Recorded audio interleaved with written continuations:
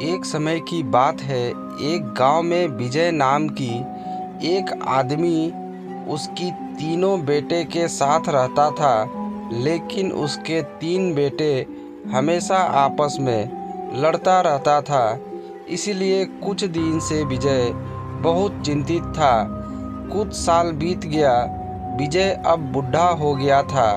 कुछ दिन से उसकी तबीयत बहुत खराब हो गई। वह सारा दिन बिस्तर पर सोया रहता था। एक दिन विजय उसकी तीनों बेटे को एक साथ बुलाया और कहा, मैं मरने से पहले तुम तीनों को कुछ शिक्षा देकर जाना चाहता हूँ। तीनों बेटे पिता की तरफ देख रहा था। विजय अपनी तकिया के नीचे से कुछ लकड़ियों का गुच्छा निकाल कर तीनों बेटे की हाथ में एक एक गुच्छा देकर कहा, इसे तोड़कर दिखाओ।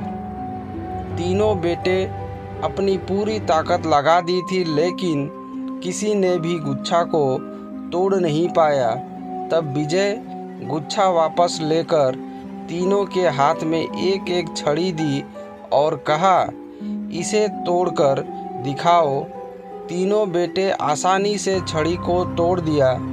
तब विजय तीनों बेटे को कहा, अगर तुम तीनों लकड़ियों का गुच्छा की तरह एक साथ रहोगे तो तुम्हें कोई नुकसान नहीं कर पाएगा, और अगर तुम तीनों आपस में लड़ते रहोगी तो तुम्हें कोई भी छड़ी की तरह आसानी से तोड़ देगा।